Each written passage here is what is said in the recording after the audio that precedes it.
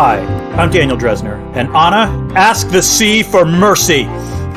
More like ask the CGI for mercy. Am I right, Dan? Am I right?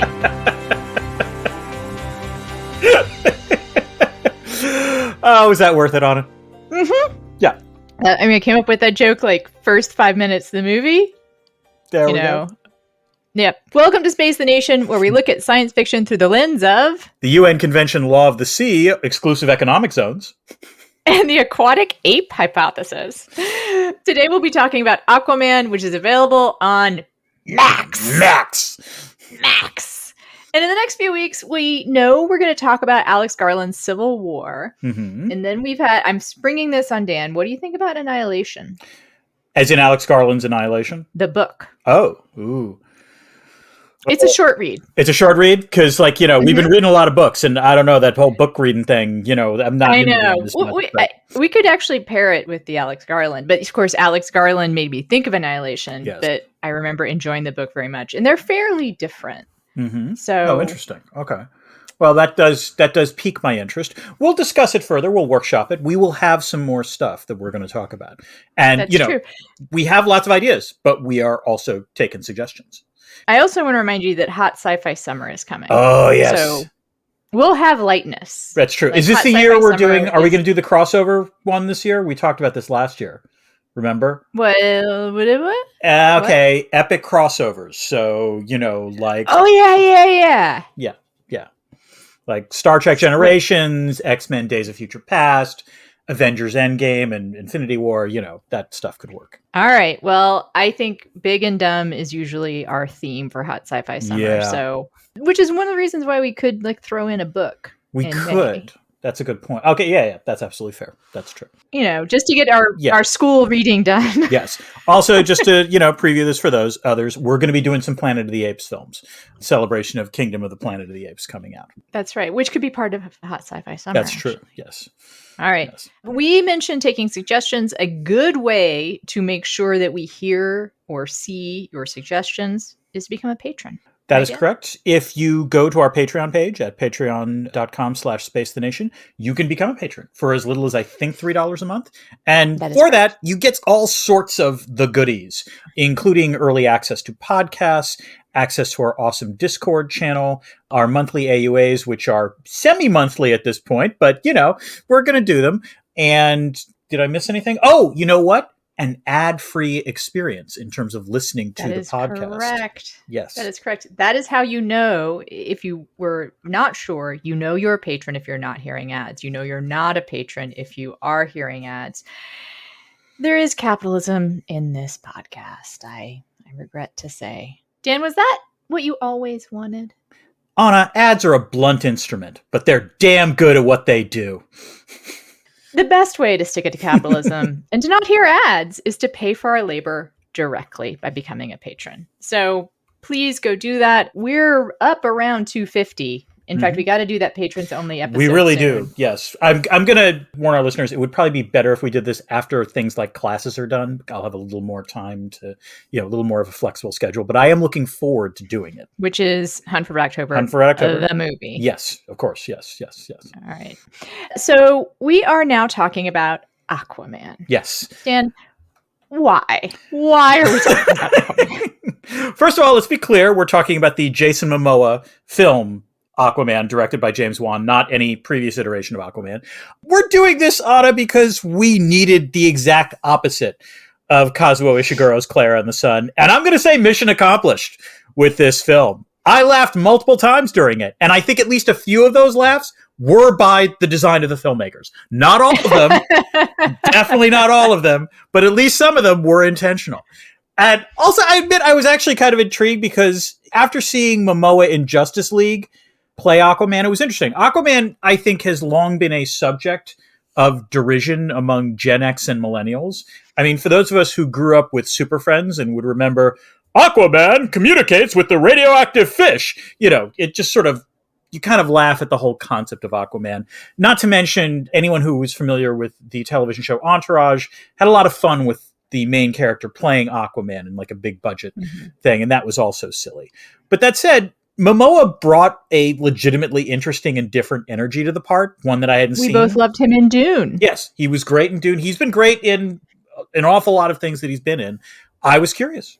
So I had seen this movie, and what I remembered about it. But you had forgotten that you had seen this movie, Anna? No, I remembered that I saw it. Okay, but I remembered it mainly for starring Jason Momoa and Patrick Wilson. And they are very charming actors. Yes. Who in often other films outshine what they're doing. Right. Mm-hmm. And in this movie, one of them succeeds or almost succeeds in outshining the material. So close. There is a lot of CGI to outshine. Is there? Like, I was not aware. You're saying this was not shot on location, Anna? Oh my God. Whoa. Wow. It's interesting having seen the creator recently enough, like, and but the creator we both had mixed feelings about, but we both loved like how good it looked. Yeah, the effects, the digital effects, deservedly won an Oscar nomination. Lack of digital effects. Yeah, like, exactly. Was so much was filmed on a location. Like to see this, even with that as a somewhat distant memory, is like whoa. Like yeah. And in fact, there's times when it's not even humans. Really, like it's all CGI. Like everything on the screen, it might as well be an animated film. So I do think I remembered him doing better, Momoa, doing better than he actually does. I mean, he is really otherworldly in his charisma. Well, I think the way to put it, Anna, is that we have seen Momoa now in better things, which means that seeing him in this, it's not that he's bad in it, it's that the script does him zero favors. And there's only I mean, like, charisma takes you a long way, but charisma plus nothing but CGI is a problem. And like, I hope we talk about this further because we're both fascinated by the good bad movie and like what makes a good bad movie. And one of the things that makes a good bad movie is a sense of fun on the part of somebody. And if the actors are having fun or just giving it their best shot, you know, it can make it give an energy that translates into good bad. And I feel like no one else besides Momoa has the right energy. The thing I would say is, to be fair, I think James Wan, the director, had to know, like, there are times where he's knowingly winking at, his shots are winking at other things. Like, he's consciously being jokey. But I think you're right that the other actors are not necessarily doing it. And indeed, everyone's got a different energy. It doesn't quite work. Patrick Wilson's sort of a good example of like, I think he was actually trying, but not in a fun way. Like he's like, I am going to inhabit this character. And also Defoe usually can do a kind of winking performance, but was not. Let me put it this way. I actually think this was a huge casting mistake because it's not a knock on Defoe. It is seeing Willem Defoe in this film just reminds you that he played one of the greatest, comic book villains of all time as the Green Goblin in Spider-Man. And every time I would see Willem Defoe on screen, all I kept thinking is, oh man, you're not the Green Goblin in this. It's just doesn't work. We should do a Spider-Man. We should do that Spider-Man movie. Yeah, that's a fair point. The Spider-Man movies are uneven, but that one... he's fantastic. I mean, he's the scene where he's talking to himself in the mirror, one of the best like all-time scenes in comic book movies, period. Him plus Raimi equals movie gold. Yes. And the next question is, should you watch the movie first? Like, will this podcast ruin it for you if you listen to the podcast first? I'm going to say that's medically impossible, Anna. And the reason for that is that I don't know about you. I grant you, my memory is not quite what it once was. I forgot everything that was happening in this film 3 minutes after I was watching it. I forgot why it was the happening. Ultimate Mercury film. Yes, it was just absurd. The only thing I remember at the end of it was, this did not work on many levels. It was just a strange, strange film.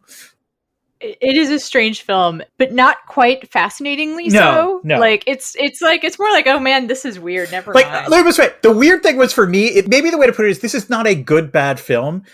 It's kind of a good bad IR film in that there is an exceptional amount of IR in this film, and it's mostly horrible. It's mostly just dumb. Is that what you mean? Yes, that's what I mean. Like, it's just, that's not how IR works. Like, even I know. Yes. A pro-am IR expert at best, I know this is dumb. Yes. Like, this is not how IR Yep. works. Like, the whole, like, kingdoms fighting thing, the 4 out of 7 kingdoms thing. That was just... Do people vote about going to war? I was in awe of the whole, like, I honestly am curious about the screenwriter here. We're like, we're just going to hand wave lots of this, but we got to absolutely be very specific about the rules of warfare under the ocean. You know, it was this bizarre mix. Now, I'm going to say that this is sort of a decent laundry folder. I mean, because you will forget about it as you're watching it. It will take just enough attention to keep your eyes open. And so you could like fold a fitted sheet while you watch this movie. It takes that long. Like you'll be like, yeah, you'll be like, oh, you'll be like, what was I watching? Oh, who cares? Yeah. And there's parts of it that are kind of okay to look. There's like some good shots. Yes, there are a few. I would say there are honestly a few interesting James ideas. Wan is a good director. Yeah. No, I was a big fan of, I think it's Star Trek Beyond. He made the 3rd Star Trek film with Chris Pine. And that's an enjoyable romp. Like and I like the Conjuring movies where Patrick Wilson is having a lot more fun. This is just a bizarre experience, which we will get into. It's very strange. It's very strange. And it's funny because I kind of want to be able to talk about it with people, but I don't want to make people watch exactly. it. Speaking of bizarre experiences, we should discuss our previous experience. So, Anna, you said you'd seen this film before? I think I saw it in the theater because I remember paying attention to it, which I would only do if I was like not able to be on my phone or fold laundry or fold laundry. And this time I can tell you, Dan, my attention wandered. Like it definitely did. I can always tell how engaged I am with a movie by how elaborate my doodles are. And I had elaborate doodles indeed. Like I can show you. Let me see. Let me see it. Listeners, she's about to hold this up. It's very gripping. You know, this is gripping podcast stuff. Hold on. I got to make it so. Do you see how like the Aquaman like I did a very wow. That is quality. That is impressive. Okay. I went through it's a very intricate like gradient. Yeah. No, frankly that's a better design for the font than I think what they actually had in the film. Listeners, she has Aquaman, but like the lower you go down in the letters, the bluer the sea gets. It's really nice. That's right. So I had zero experience. Like I remember this came out, and I remember like it being thought of as goofy fun. But I want to stress here, my wife Erica was super keen to watch this film for casting reasons, understandable, and she eventually did. Like on one of my trips, decide to start watching it without me. One of my many trips, yes. To exotic locations. Yes, so exotic. But this is a direct quote from her because I was talking to her about this. She said, "What does it say that I started watching a film with Jason Mamoa and Patrick Wilson in it and got bored halfway through?" She made it halfway. I think she was being generous about that. All right, Erica. So let's get to the story behind the story. Anna, I hear that Aquaman was in development for quite some time. The story behind this movie is one in which we are invited to imagine a radically different alternative universe. And yes, it has been in production or going to be made in some form for 20 years. Okay, so this is the most tantalizing option for what could have been. Ready? Yeah, go hit me. In 2007, George Miller started production on this movie. My! Yeah. Wow. How about, so people don't know, Mad Max Fury Road. Also, Babe, Pig in the City. As well as it would have immediately followed Happy Feet in his filmography. And I like to think about which movie might have it resembled more, Happy Feet or Mad Max Fury Road. I think either version, either George Miller we would have gotten. Anna, what you're persuading me of is that one of the things we're going to have to do is the month of Miller. I mean, Miller Rare. No, I think month of Miller. I think or month of Miller, something like that. The Milleranium. The Milleranium. Yeah, there we go. I don't know. The point is, Miller has contributed enough that we should actually, because we've been talking about doing Fury Road at some point, and Furiosa is coming out in the summer, so we might have to do a couple George Miller. Is the way to think about it. I agree. So there's actually a lot more that I could tell you about how this film was made, but I'm going to skip it because life is short.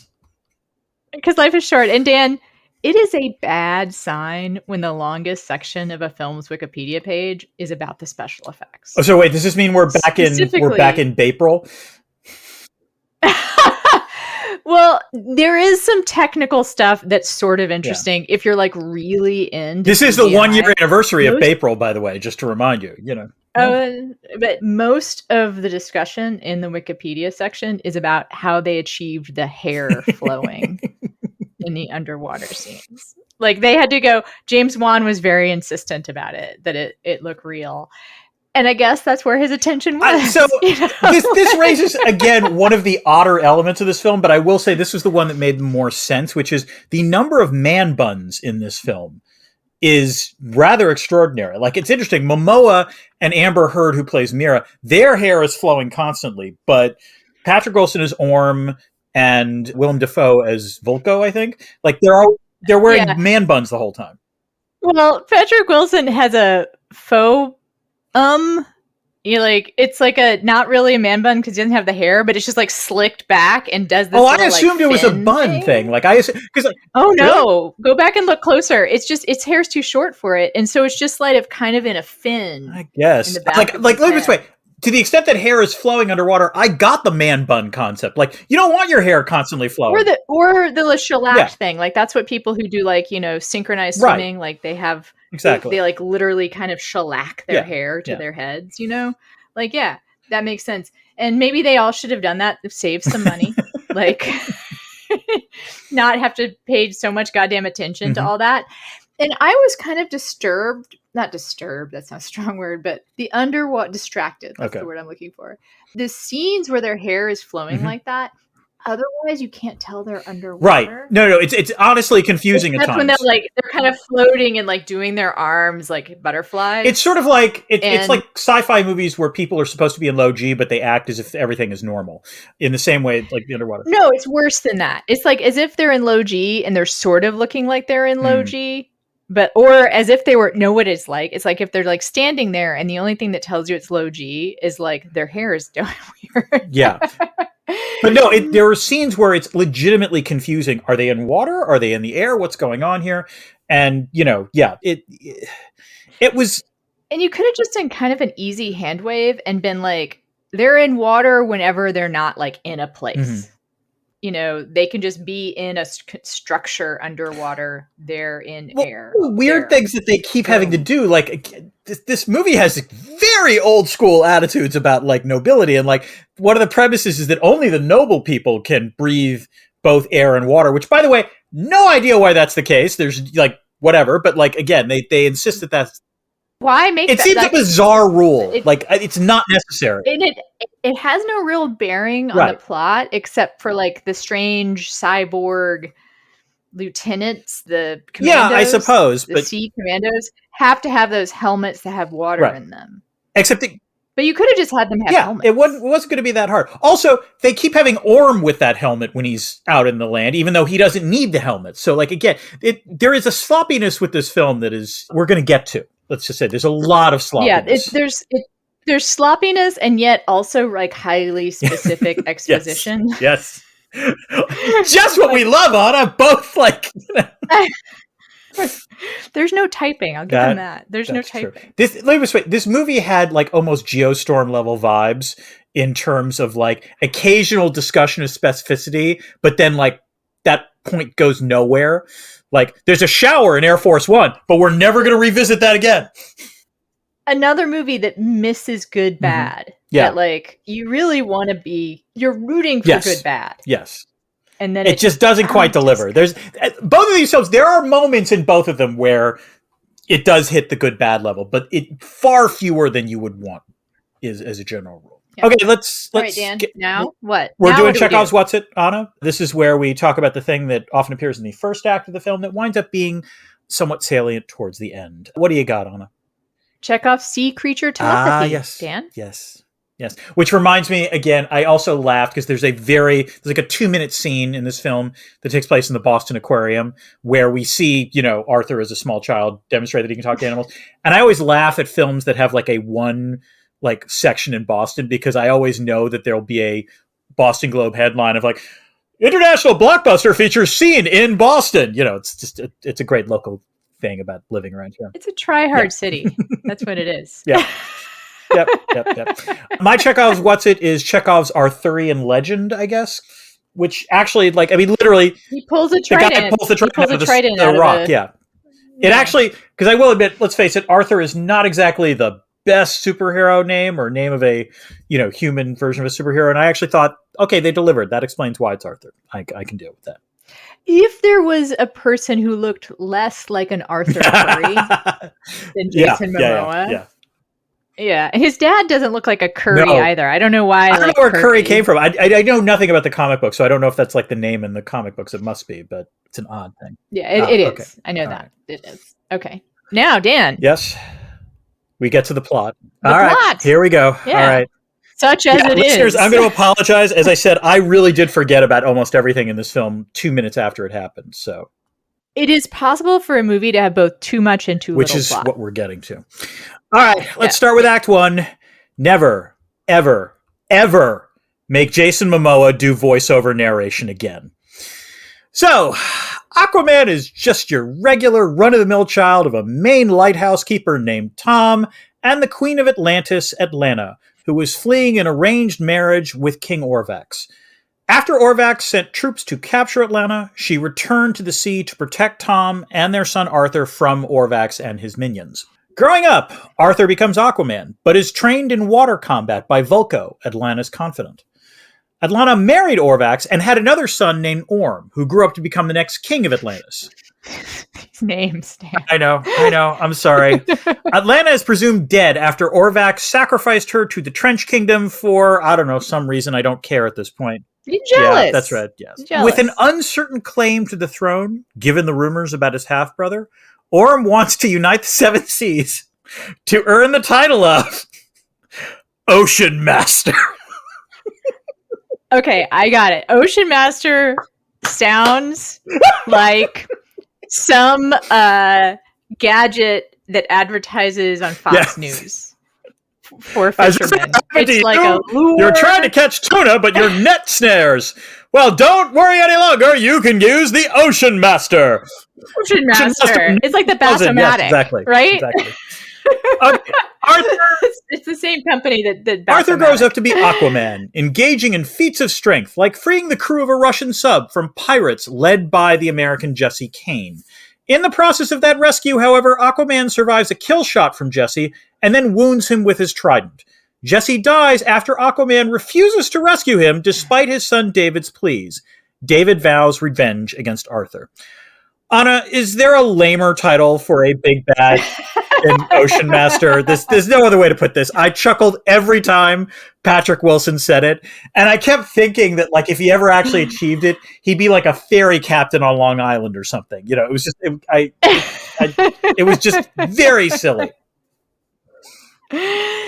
I'm trying to think of like an ecosystem and then like a kind of lame way of saying that you run it, like the prairie governor. Oh, okay.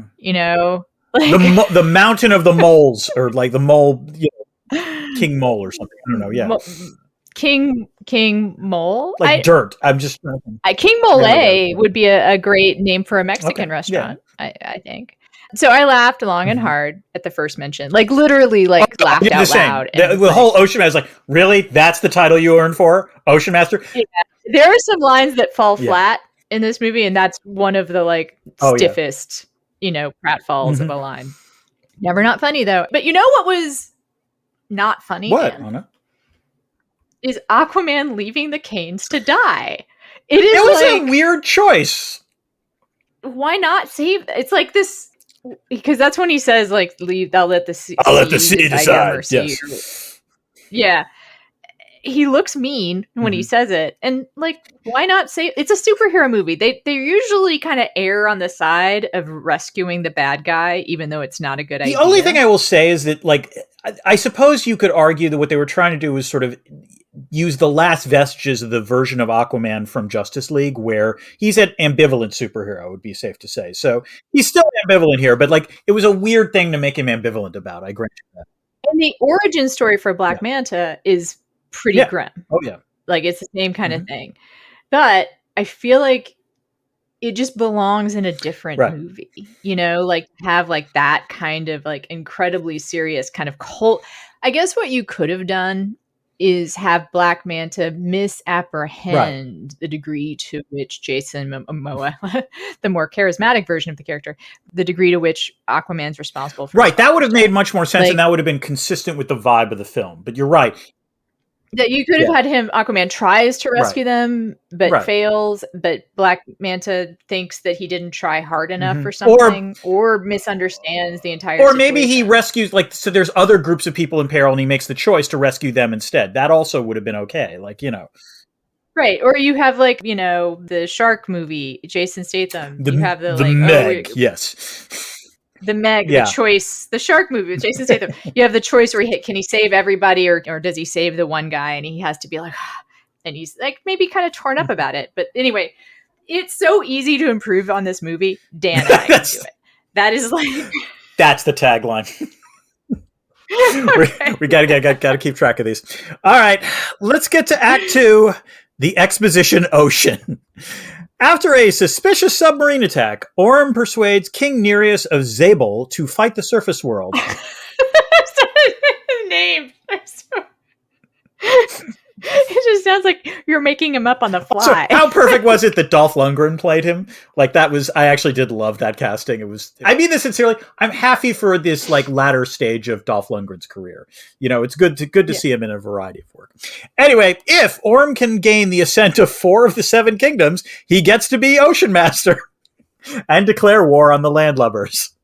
Nereus' daughter Mira is betrothed to Orm, but smells something fishy. Get it, Anna? You get it? You get it? I saw that coming up in the script. I'm sorry, I preemptively groaned. Okay. Damn. Given this movie script, I have no apologies for this. Anyway, Mira requests Arthur's help in stopping a war.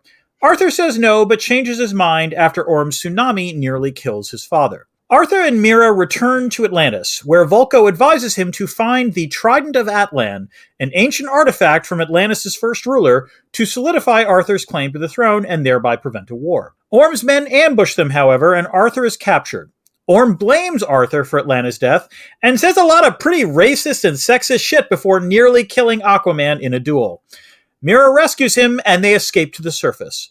Arthur and Mira journey to the fallen Kingdom of the Deserters, hidden under the Sahara, where the Trident was forged, and unlock a holographic message that points the way to Sicily. Anna, we've said this before, but I'm just going to emphasize it right now. One of the oddest things about this film is how it provides very precise details about completely unimportant things. Like, who cares if Atlantis has customs and border police? Laughed out loud as well. Yes. And also, why is there a traffic jam to get into Atlantis? Where are they coming from? I guess there's 7 other kingdoms, but yeah. I know. Well, maybe it's based on Boston.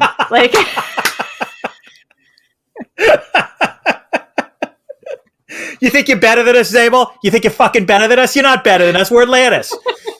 Okay?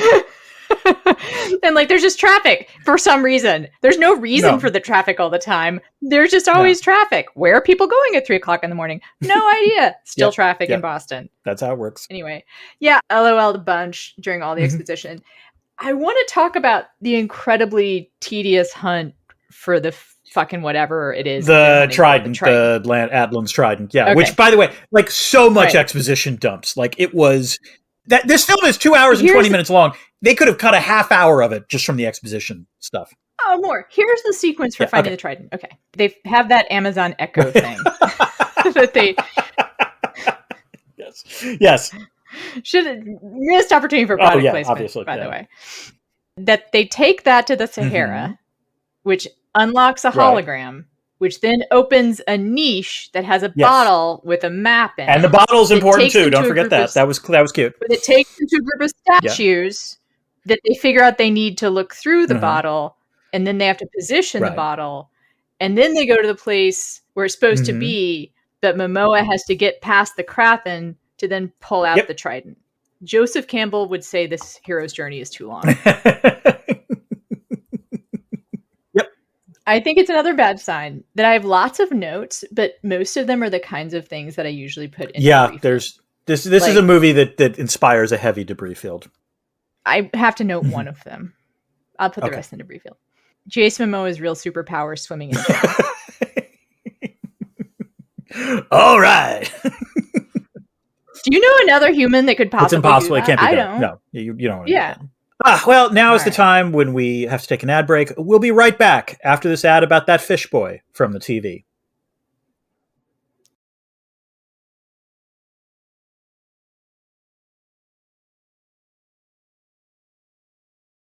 Dan, And we're it's back. Fishman.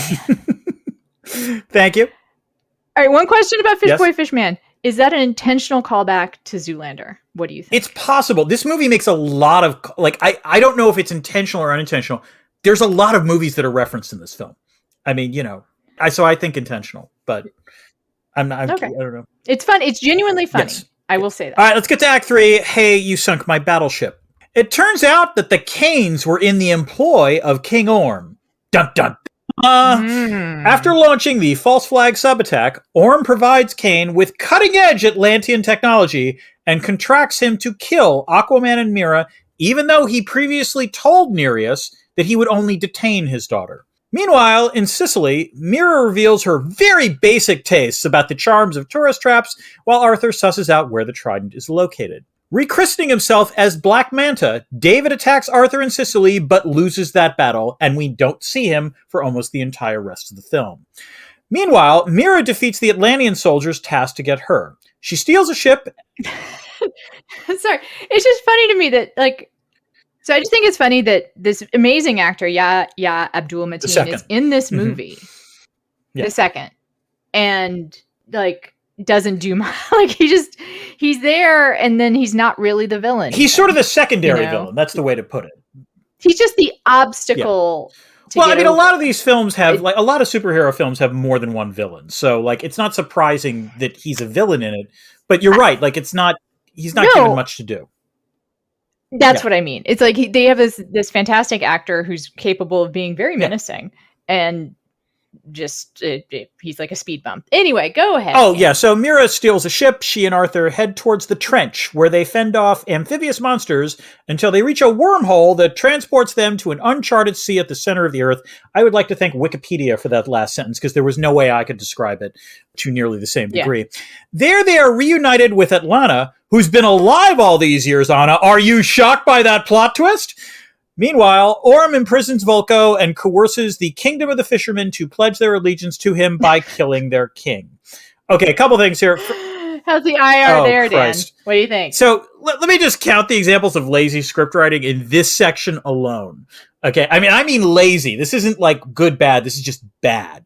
So first, when they're in the Deserter Kingdom, Arthur says his memory is bad. He can't remember what the holographic message said, and then literally 2 seconds later repeats a line from that message.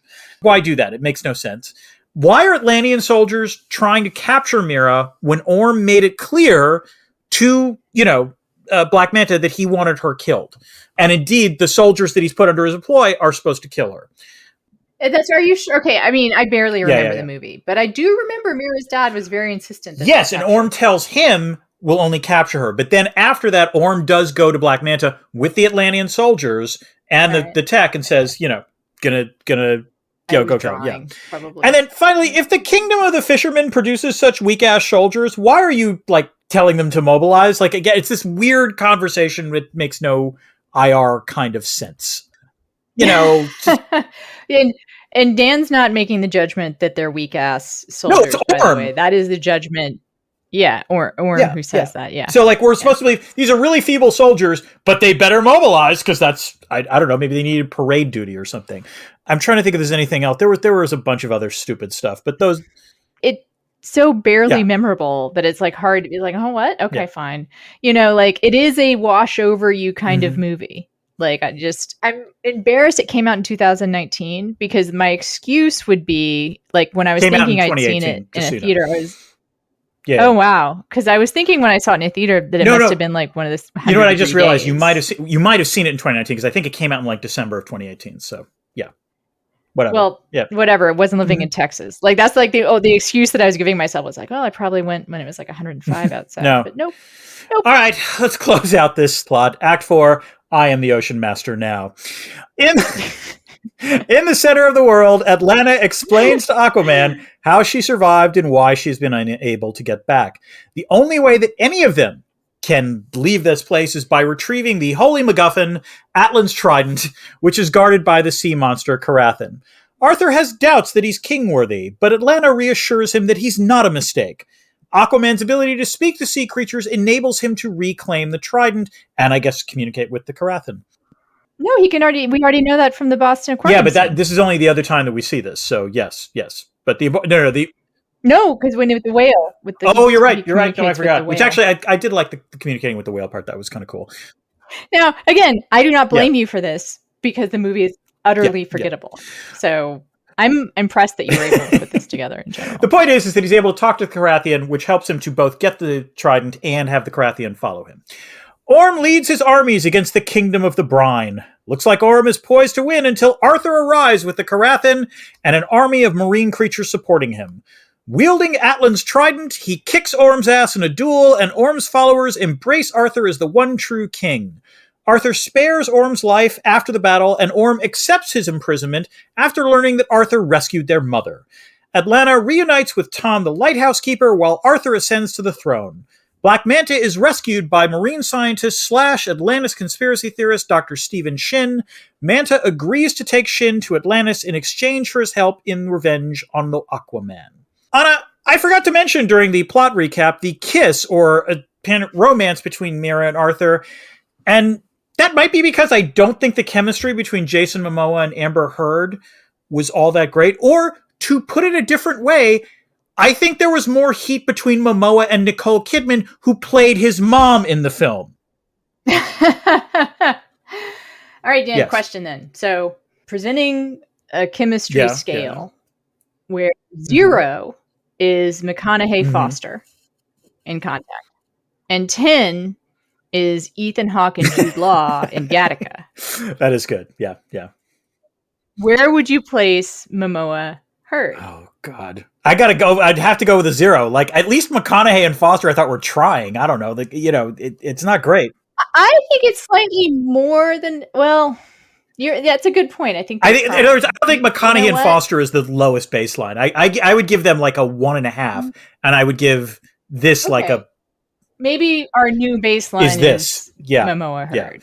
Because... Yeah, I would say Momoa Kidman is like... Exactly. See, this is my point. I'm not saying there's real heat, but like I'm saying, literally, they only have one scene of like, emotional intimacy where Kidman hugs him, but like the look on Kidman's face is hotter than anything that Amber Heard is able to pull off, which is, and again, these are not unattractive people we're talking about, but just there is 0 chemistry between them. It was extraordinary.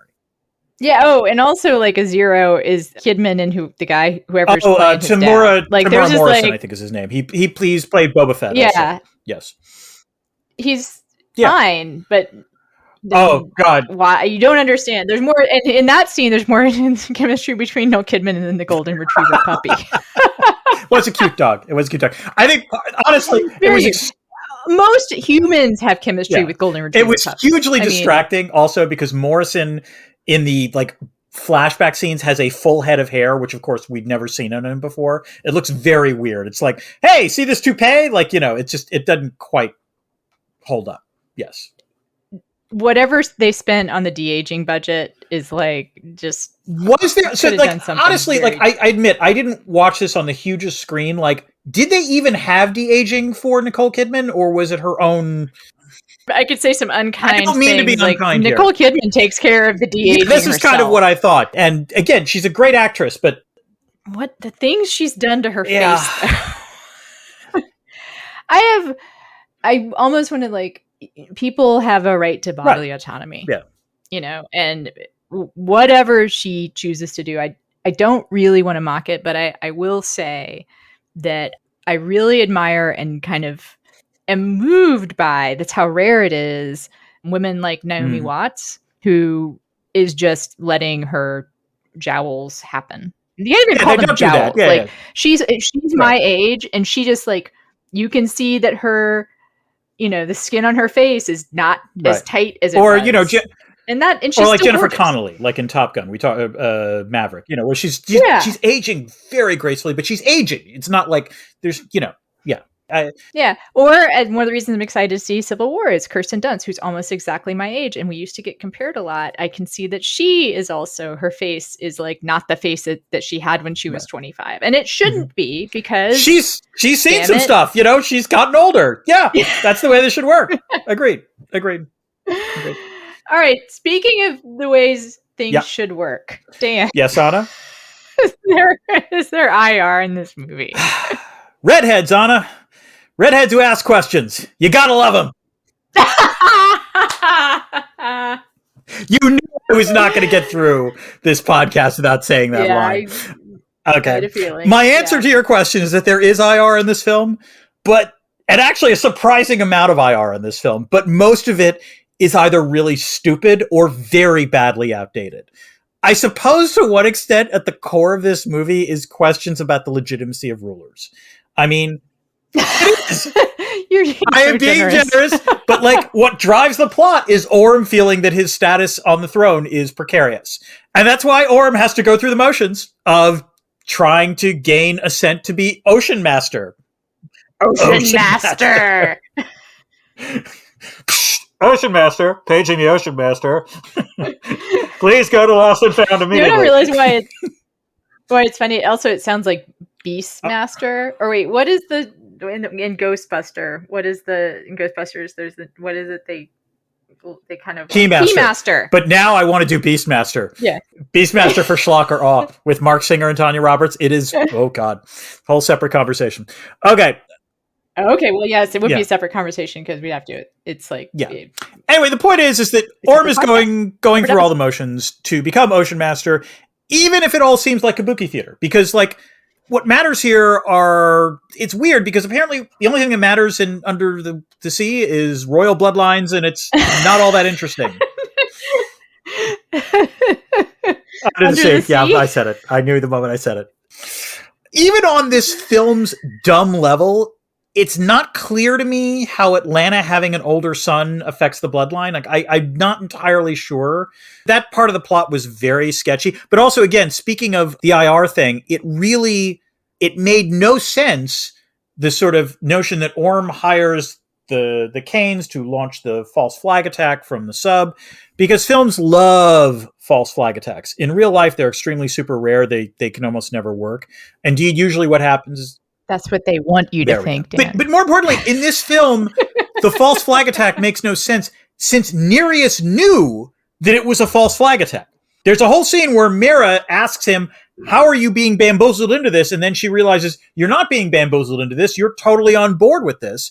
So why? It makes no sense they're doing this unless for some reason their guards needed to believe it. Again, it just didn't make any sense. Finally, I think this was a great example of the IR in this film making zero sense. Orm apparently knows that Vulko has been mentoring Arthur for decades, but does nothing for 15 years. If you're so insecure about the throne, maybe you would have arrested Vulko a lot earlier. Again, there's just so many obvious plot questions that this raises, and the IR is stupid. Then finally, I suppose if you really want to go there, the whole machinations to have 4 of the 7 kingdoms vote to declare a Motion Master. Even though apparently 2 of the kingdoms are gone, 1 is a lost. You need basically unanimity. But the thing about legitimacy, I will say this, and I hate to be serious about this, is that the kabuki theater matters for legitimacy. If you have an uncertain claim, you have to go through these motions to try to persuade others, no, what you're doing is actually legitimate. So as dumb as that part was, that was actually the best IR in the film, which is damning with faint praise. I was going to say, this is how thoroughly, I guess stereotyped Willem Defoe is that even though I'd seen this movie before, though it is easily forgotten, I kept waiting for Willem Dafoe's character to turn out to be a double agent or something, to turn out to not really be on a triple agent, side, as you were, because he was a double agent, but you would expect him to. Yes, triple agent. Yes, the famous triple cross. So anyway, but when even I know that IR is dumb, that's a bad sign. But speaking of critiques of this film, Anna, I do have a question for you. Oh, yes. Is there a critique of capitalism in this film? Dan, this is a movie made by bloated philosophers and flaccid poets. There is no real critique of capitalism in this film. There is the utterly disregarded point that humans are polluting the sea, which is a thing that happens, and then they just stop talking about it. It also winds up being beaten back by Arthur by him introducing Mara to gelato. I think I laughed throughout the entire scene of Mira and Arthur in. I mean, gelato is delicious. Is a good gelato argument. is a very strong argument A for really good argument. Kind. But again, it was just like Mira, like, you know, being like, oh my God, this is such a charming tourist place. You know, like all that was missing from Mira at that moment was a large camera around her neck. Like she really belonged on a senior citizen tour of Sicily at that moment. I would have loved it if they hopped on Vespas, like, and like had a cute little ride. I did, you know what? I will say credit to the film. I did laugh a little, and this was obviously intentional at the scene where Mira eats the roses. That was actually kind of, I chuckled a little bit. So fair enough there. Yeah. Now, I do think that this is the kind of movie that would make friend of the pod Theodore Adorno very mad. Like this is the exact sort of movie that would have had him little jets of steam coming out of his ears, because it is like the IP, it's just like rehashed IP to the nth degree, right? And the tropes of it are tired as well. There's like nothing original. And I think even to the extent that it relies on the charisma of Jason Momoa, like that's the kind of thing that Adorno didn't like. The idea that we are just going to the theater to just be comforted by the personalities. Yeah, absolutely. Yeah. You know? No, I agree with that. I also really tried not to think about the carbon imprint of this. You mean the carbon footprint of this movie? Yeah. Imprint. Same thing. Footprint. Imprint. Footprint. Imprint. Imprint is a footprint. So, but yeah, this movie probably cost an obscene amount of money. I don't even want to think about what the CGI cost. And God, they got so little from it on that front. And just the travel and like energy spent. Yeah, it makes me sad. Like I don't ever look up how much blockbusters, do to the environment, people, because it will. It's something you just don't want to think about while you're at a movie. Basically, I guess go look. I guess whatever. Like there is no ethical consumption under capitalism. All right, let's launch the newest section of the podcast. This is called The Least You Can Do. We have noticed that on occasion, Anna or I, usually Anna, damns a movie with faint praise or a factual sentence that is just devastating for the film. Praise that would be very funny if it were on a movie poster as an endorsement. Anna, do you have any such faint praise for this film? What would be your movie tagline?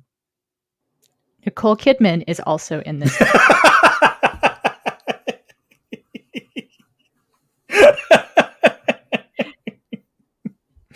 And I don't know if that's really that funny, but honestly, when I was trying to think of it, when I was like making my toast this morning, it made me laugh out loud. So I was like, I'm funny for me. But Dan, I wonder, do you have anything? Willem Defoe's third best performance in a comic book film. In a comic book film. Yes. Right. Okay. I like it. And of course, they would just the really funny thing would actually to be if they would be Willem Defoe's ... best performance in a comic book film. Yes, that would be the way they would handle it. Oh, they'd leave out comic book film too. Willem Defoe's best performance. Yes, performance. That's perfect. That's perfect. All right. God, that was just awful. Yes. It's time for Discordant Notes. This is when we take questions from our patrons and answer them on the podcast. We have 2 questions that seemed relevant this time. The first question is from Dan Brennan. Better underwater sexiness, Aquaman or Namor, who we last saw, I believe, in the Black Panther sequel? That is correct. Now, yes, Dan, a straight man can still evaluate the sexiness. It's Aquaman. Of other it's not close. men. It's absolutely Aquaman. It's Momoa. It's. I think like even the straightest straight man would be able to judge that one. No. It's just damn obvious. Momoa. The other question we have is from Chemjobber, which is, what would be the IR ramifications of a clearly American criminal boarding a Russian submarine and then Russian sailors being rescued by a seemingly American superhero? This is a great question.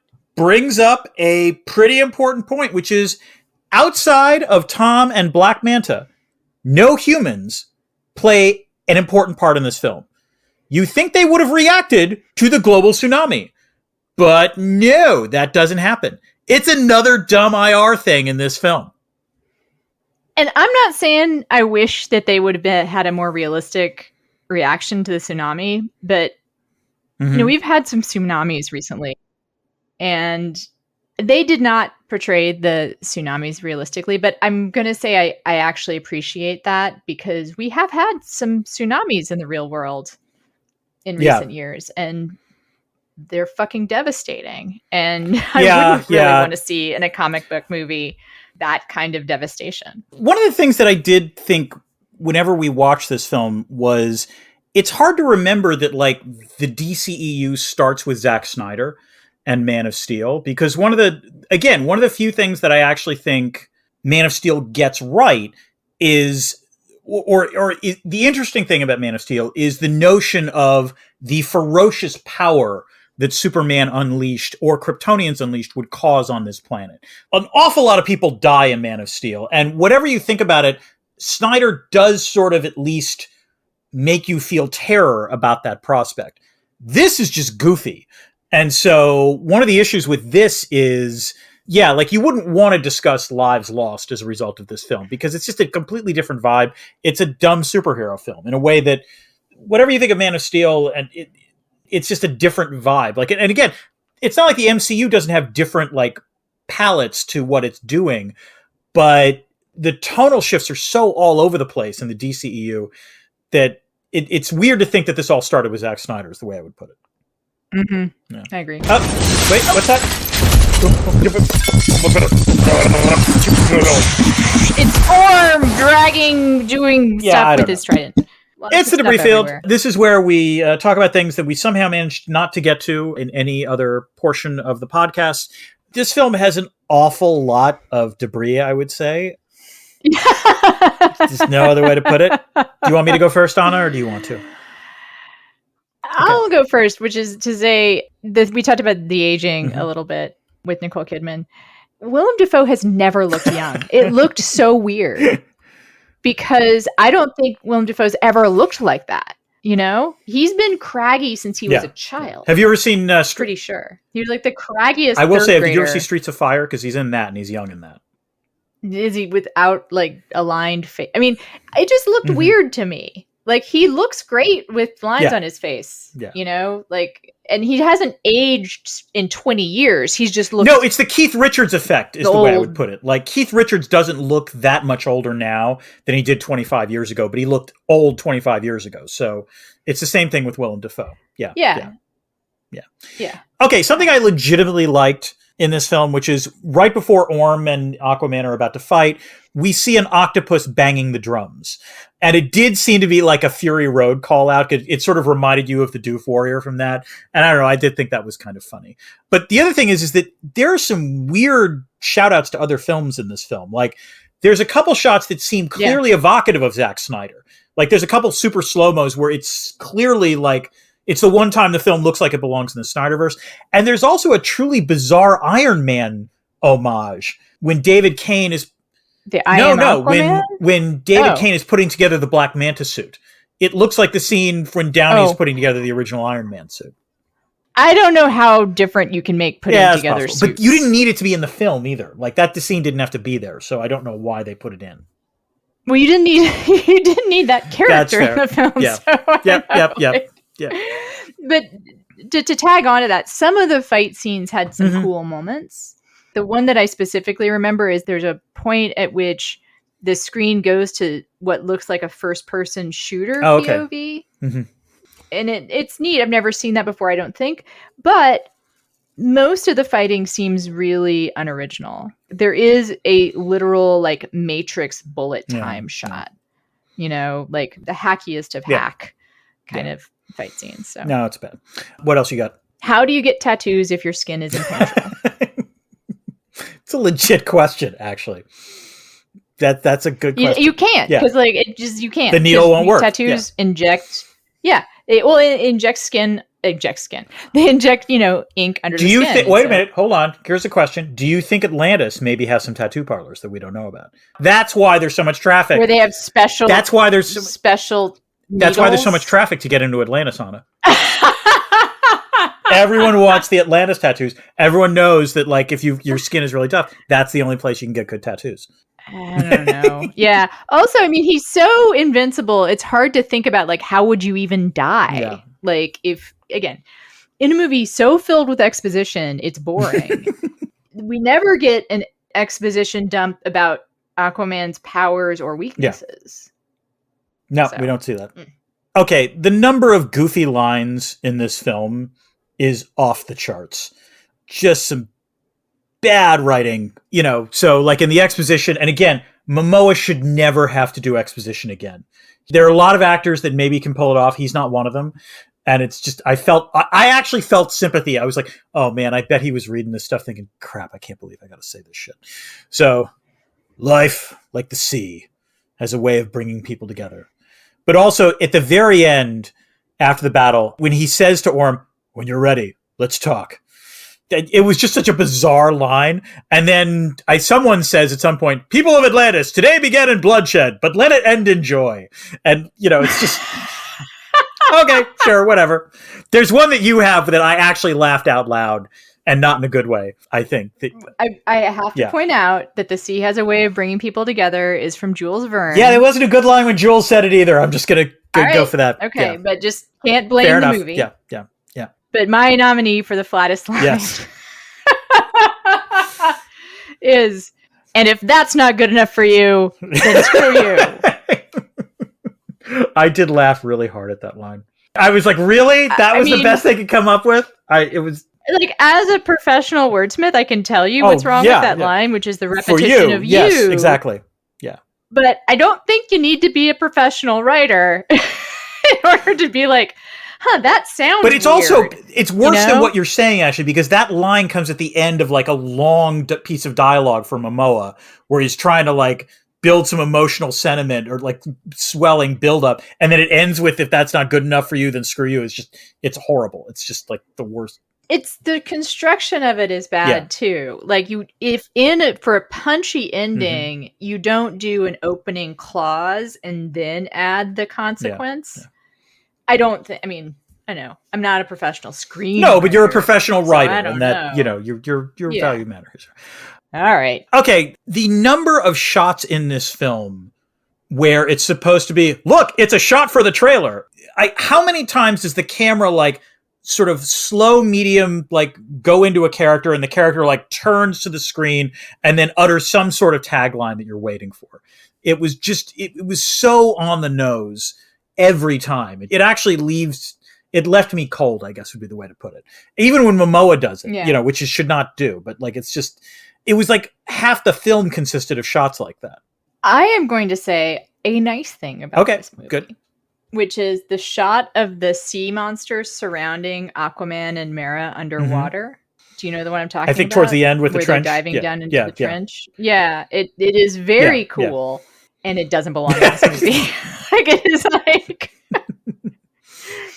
it is bizarrely unlike any other shot in the movie. It is very cool, but it looks like it's from a horror movie. I would actually like to see a James Wan like underwater themed horror movie. That would be interesting. You know, like that could be very cool, but that shot should be in that movie, but not in this movie. Okay, I think one of my last things, there's an odd Lovecraft reference. Like there's a very like in the very beginning, you see like them zooming in on a snow globe as a way to mark the passage of time, and the snow globe is on top of the Lovecraft book, The Dunwich Horror, which is a seaside. Yes. Horror. See, James Wan adapting the Dunwich Horror. That which is, I recall, it has to do with sea people, like sludging up from the, I guess it's bowels of the ocean, perhaps. And it's gross and scary in the same way that a lot of Lovecraft is. So people should listen to our Lovecraft episode. One of my favorites. Yes, from the Mouth of Madness. Yeah. At the Mountains of Madness. Sorry. So a low point, I just said a nice thing, but a low point is the battle with the crab people who are not menacing, Right? Yeah. Like, there's a scene where the Crab King, like, says something, and I'm like, you just look silly. Like, you just look like a silly thing. You don't look like something that wants to fight. It's like... This was another, like, macro question, I guess, about this whole Seven Seas thing, which is, was I to understand that, like, some of these, you know, people that lived underwater just sort of morphed into fish or something? Like, how did that work? Why did some of them stay human? It just doesn't get talked about. One last thing, which is, there is, God help me, another even older flashback to when Atlantis was above the ground, and it's supposed to be this technological marvel, and then they try to unleash a perpetual power source that causes them to fall into the sea. It looks like an EMP. It's almost, a weird story that goes nowhere, but the thing that I was actually curious about was, what was the deal with the AT-ATs walking around in Atlantis? Oh, yeah. Again, it's just another minor detail. It's like a classic Snyderism in that, like, it's a detail that you're like, you're obviously supposed to notice that, but there's no reason why it's there. It doesn't come up later. It serves no purpose. It's just very strange. Speaking of things you're supposed to notice that don't really have anything to do with anything, there's an Annabelle doll in the trash. Well, he directed Annabelle, right? Or which, yeah. Yeah, I mean, at least, like, there's like, hey, haha, I'm referencing that's myself. Fair. I mean, I'm not going to begrudge that. I think that's it from me, Anna. I mean, Well, I wanted an excuse. Okay, do you want me to... So, I believe the one last thing... We did! Do you have anything else you wanted to So, should we talk, Anna, about Yahya Abdul-Mateen II in this film? He plays Black Manta. I wanted an excuse to just mention that he seems like a really cool dude. Like, because of this movie, I did go back and look at his Wikipedia page, and just the top 4 things that I found interesting about him. Go for it. Is that he actually has a degree in architecture from Berkeley and worked as a city planner originally out of college, was laid off and decided to go into acting. Good career move for him. I mean, I've seen him in other... He was in Watchmen. He was good in that. And he was great in a show called Homecoming, I think, with Julia Roberts. He was really good in that. Yeah. So, yeah. Yeah. And Ambulance. He was in Ambulance. He is a good actor. He went to Yale School of Drama. That's where he has a master's from. Well, there you go. He also entered into acting. He had a couple of acting classes at Berkeley, which he apparently took to get over his stutter. Oh, wow. So that's interesting. And then also, while at Berkeley, he was, an NCAA Division I hurdler. Good Lord. So you're saying, like, he could... He actually could be a legitimate... Like, that's a good superhero backstory. Like an architect / hurdler at Berkeley. Like, all we need is the freak accident, and then he becomes, Black Manta or something. There is actually a couple of other things. One, this is such a tiny thing, but I feel like we're getting it all out here. Yeah, let's do it. Where did Momoa's trench coat come from? He leaves the sea... All of his clothes seem to come from nowhere. Like, he's in the sea with just the jeans on, swimming with the jeans, already a superpower. Yep. Then he has a shirt, and then, like, when he and his dad are going home, he has a trench coat. Did one of the dudes... Like, maybe his dad brings him his clothes. Did one of the dudes who was, like, doing all the selfies with him maybe give it to him or something? That would have been possible. I don't know. But just going to put that out there. I did like the selfie montage. The selfie montage, that was... that is... If the rest of the movie had that kind of goofy vibe, that could have actually worked. Like, that was actually an interesting way in which that... Yeah. I remember, actually... I will say that was the only time the movie surprised me, because when you see the guys come up and they're acting all menacing, I'm like, really? Really? They're going to be like idiots enough to actually like try to threaten Aquaman? And then it goes in that direction. I was like, okay, you know what? That was good. I like that. Yeah, that was fair. And my last thing is, I appreciate, and this is sort of a general note, I appreciate that Amber Heard has a body that is somewhat like the body that a lot of women have. She has hips. I'm not. That's it. Like, I mean, it's a. I am not going to complain about Amber Heard's hips. Yeah, I understand what you're saying. Yeah. Oh, but you know what I mean. Like, most actresses, like, they don't have. They're like waifs. They have the bodies of, Yeah, they're waifs. They have the body of a prepubescent male. Amber Heard definitely does not have that body, and I will say I am very happy about that. I'd like to see her in more skin tight stuff. That's what I say, and I'm sure you would too. So, with someone other than Jason Momoa. So yeah. Sorry, that's it for Aquaman. Don't watch this unless, you're willing to simulate some kind of, cognition. Amnesia experiment or something? Yeah. Amnesia Experiment. We are on the social medias. We are both on Blue Sky. I am at Dan Dresner. She is at Anna Marie Cox. Anna, you are now on Twitter again, correct? I'm back on Twitter. I got shit to hawk. I got to move merch. But correct me if I'm wrong. This might have happened to both of us. It happened to me. I assume it happened to you. Did you get your blue check reinstated this past week or two? I think I did because I have lots of followers. Yeah. This was Elon's the anniversary of Elon kicking everyone off the blue checks. He's apparently trying to bring them back on. I don't think it's going to work, but it's amusing. I appreciate that Elon seems to have sort of given up to some degree on Twitter. I think that's another reason why I don't mind being back. Is it all the stupid shit that he tried? Maybe he's just run out of stupid shit to do. I think you're not giving Elon Musk's stupidity enough credit. I mean, he can come up with a lot more stupid shit. That is true. But yes. Yeah, you are correct. God, he is. When history is written of this era, what are people going to make of Elon Musk, Dan? Well, history is written by the winners. So, Elon Musk will be the greatest human being, and he will be Ocean Master, Anna. That's what Elon Musk will be known as, Space Master, actually. That's what his title will be. That is the most depressing thing you have ever said on this podcast. Sorry. All right. Speaking of shit to shill, I should mention that I am doing another term of my writing workshop, the Third Story workshop. It is kind of recovery themed, but everybody's recovering from something. You can find out more about it on my website, Dan. It's at www.annamariecox.com, spelled the same, pronounced differently. And the specific URL for finding out more about the workshop is annamariecox.com/third story. I am, let's see, where You're else on Instagram. I'm on Instagram. Yep. I'm on Instagram. And I need to say, Dan, just so people know, I mostly post pictures of my pets. That is, by the way, Instagram they're account. Pretty cute pets. So they're really fucking cute. I have a Substack. It's called Dresner's World. I occasionally write my musings there. And you're on Threads, which is the weirdest thing. You're on Threads and not Instagram. I don't know. I don't know how I feel about that. You know what it is that I don't think I'm photogenic enough, or I just. You don't like taking pictures of I do like taking pictures of other things. Maybe I should get on Instagram more. I think the problem is that my Instagram account was created for the Toddler in Chief book, and so I'm never entirely sure what to do with it. But maybe I can actually start trying out Instagram. Maybe I should do that. Yeah, post pictures of Mimi. I could do that. That's true. Yeah. All Mimi all the time. I think the thing that weirds me out about Instagram, to be honest, is that my understanding... Mimi is his dog, everyone. Mimi my understanding about the way Instagram works is that people can tell if you're on Instagram and you're checking out other Instagram things. And that seems... No? Oh, okay. No, only if you like those things. If you leave a heart or whatever. The key... I have a greatly... my Instagram feed is, I have to say, pretty well curated because I look at a lot of stuff, but I only actually heart a very few things.